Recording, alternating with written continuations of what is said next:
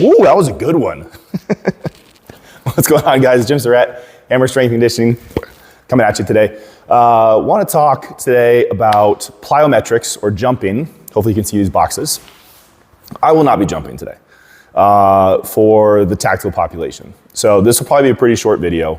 But if you've watched any of my videos, you know that I tend to wax poetic and tangential.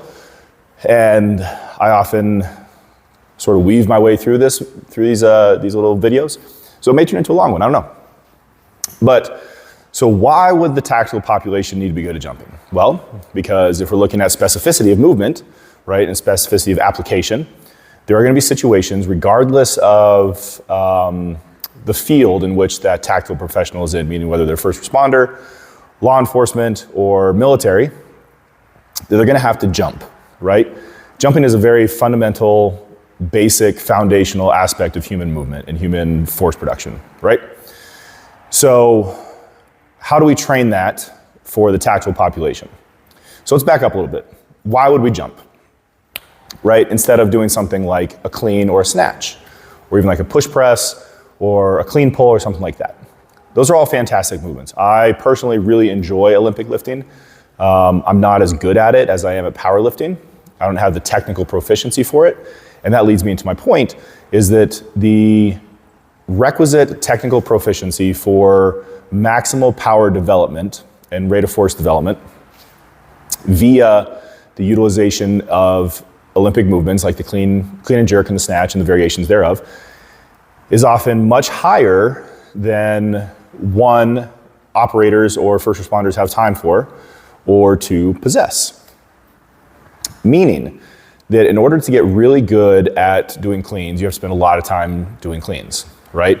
There are very few of us who are just naturally inclined and naturally capable of executing a clean with violent intent and sound technical ability, right? And those are two things you really need to get something out of a clean or an Olympic movement for a rate of force development, power production, or power development perspective. Now, you have to separate, just like with powerlifting, right? You have to separate what am I trying to get out of this versus the sport, right? So the modality versus the sport. So with my tactical populations that I train, whether it's first group, where I was, the conventional unit that I train with now, or any other tactical professional I might train, I use powerlifting movements, right? But we are not trying to develop power lifters, right? Because there's the sport and then there's the modality, and they're two very separate things. They're connected, sort of, like they butt up against each other, or they orbit each other, I guess. But they're not the same thing, right? So here at my gym, when I train people who are not my power lifters, we are training for the purpose of performance, right? So improving performance, improving force production, improving rate of force development. Whereas with my power lifters, we are training to be strong in the sport of powerlifting, right? And we can use the concepts, the tenets, the principles of the conjugate method, of powerlifting, of max effort, dynamic effort, repetition effort method, to improve performance on the tactical side. But our end goal, the end state, the intent of our training is not to produce powerlifters. The intent of our training is to produce physically capable operators, right? And I use that operator term just for shorthand to cover all aspects of the tactical profession. So the same is said, or the same can be said for Olympic lifting, right? So there's the sport of Olympic weightlifting, and then there's the utilization and application of the Olympic-based movements for power development, right? Speed development, explosiveness, that kind of stuff, right? So if you're looking at things from a sport perspective, if we back up and we look at just Olympic weightlifting, not powerlifting, if we exclude powerlifting from this argument right now, and we look at weightlifting, meaning Olympic weightlifting, from the perspective of the sport, right? There are different qualities that an Olympic weightlifter, a competitive Olympic weightlifter needs as compared to somebody who's using the Olympic-based movements for a different purpose, right? So if you watch like the Olympics or Worlds or anything like that, right? The championship level events, the international level events, they're very good at their craft. But even within the context of those people, within the right and left limits of those competitors, they're not all super proficient, right? They're very good at what they do. I'm not taking anything away from anybody, right? There are some people who are phenomenal and are super precise or super strong, or a combination thereof. But they are doing it for the purpose of their sport, right?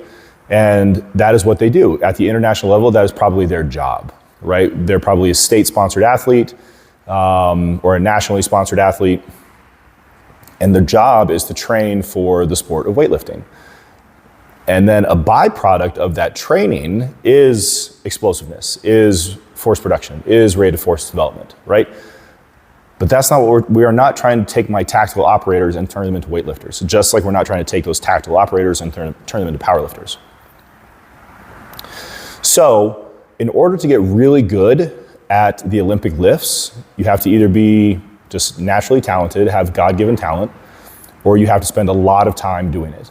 And it has been my experience that even compared to other professions, tactical operators, tactical professionals don't have that much time to train, right? If you're looking at like police officers or firefighters or even EMTs or medics, the bulk of their time is spent on shift and then with their families, right? And they have irregular schedules, they have chaotic schedules, and so the amount of time that they have available to dedicate to training is very limited. And so we have to look at things, what is our ROI, our return on investment, and what is the biggest bang for buck? So from a time perspective, again, most operators don't have enough time to dedicate to training the Olympic lifts. There are some, absolutely, who enjoy doing the Olympic-based movements. Like I ran into a number of operators at First Group who loved Olympic lifting, but they took it upon themselves to learn how to do it in their time. Under a coach, we have to examine it through the lens of, again, what is our ROI and what is our bang for buck? So time aside, so I don't just beat that to death and repeat myself. Also, you have to look at the technical ability and the technical proficiency required to be effective and to meet the intent behind the movement, right? So a clean or a snatch, clean and jerk or snatch, even a clean pull or a snatch pull is a fairly complex movement, right? I don't mean complex in the terms of like multi-joint, I mean complex in the terms of coordination, synchronization, timing, all that kind of stuff, right? And most operators have not been exposed to, through a foundational sort of, how do I say this? Through their careers, unless they played sports in college, they have not been sufficiently exposed to enough stimulus and enough training over time to develop a foundational layer of technical proficiency or expertise in the Olympic-based movements. Therefore, it can be very challenging from an operator's perspective to meet the intent of the training with their limited technical proficiency and technical ability. So, long story short, in my professional opinion, as a tactical strength and conditioning coach, as a professional strength and conditioning coach, and this is from a non-biased perspective, meaning I'm not approaching this from a powerlifting perspective or a conjugate-based perspective. The Olympic lifts are not the ideal movement category or modality for training power and explosiveness in operators. Collegiate athletes, maybe, right? There's a lot of programs out there that I would say the vast majority of collegiate strength conditioning programs are Olympic-based. That's kind of the standard or the norm. But there's more time in an athlete's day or in their athlete's schedule because they are slotted to come in and train. They're going to train either every day of the week or multiple times a week, and they're going to reinforce those motor patterns over and over and over. And it is scheduled, it is blocked into their schedule, slotted into their schedule. They have to be there. So, vis-a-vis, jumping. So my professional opinion is that jumping in all of its different forms, whether it's a box jump, a broad jump, even a vertical jump, or a more complex pattern like a seated box jump or a kneeling jump to a broad jump, or whatever combination of movements you want to put in, loaded or unloaded, is going to be a more effective means of training power and training explosiveness in the operator population as compared to Olympic weightlifting movements or Olympic-based movements. It's much safer. I'm not pleased before anyone's like, oh, the Olympic lifts aren't dangerous. Every movement under heavy load is dangerous, right? I'm a really good powerlifter. I'm a really good squatter. I've squatted over 1,000 pounds in competition. Toot, toot.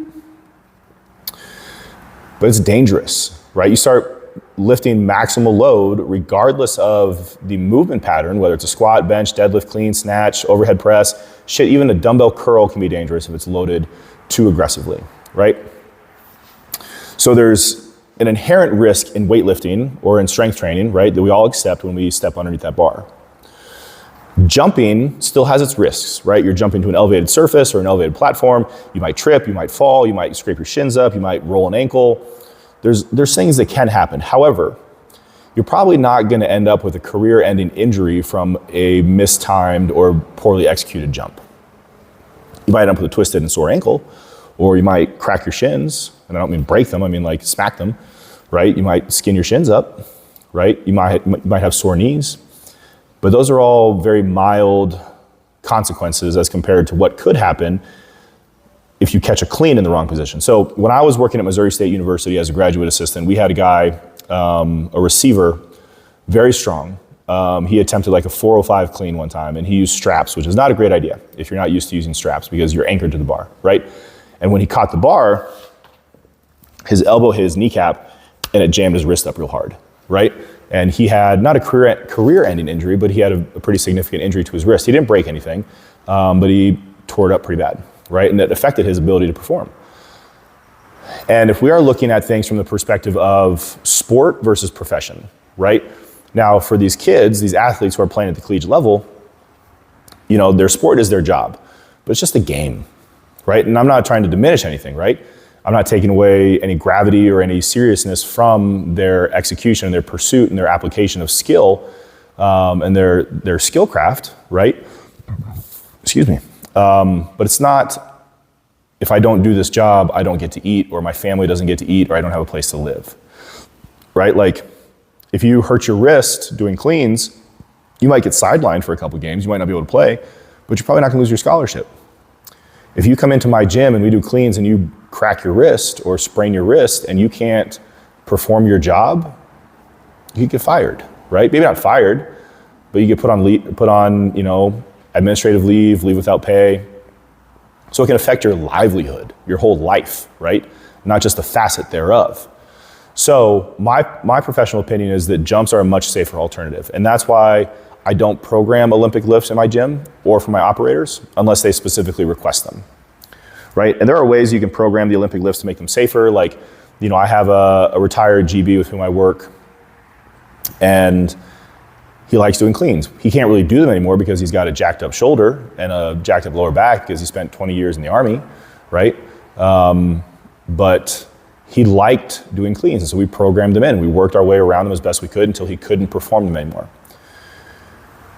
But jumping, again, is a much safer alternative for power development and explosiveness. And it's way easier to learn, right? Anybody can jump, right? You may not be a great jumper, you may not have massive rate of force development or force output, right? You may not be able to jump like 36 inches.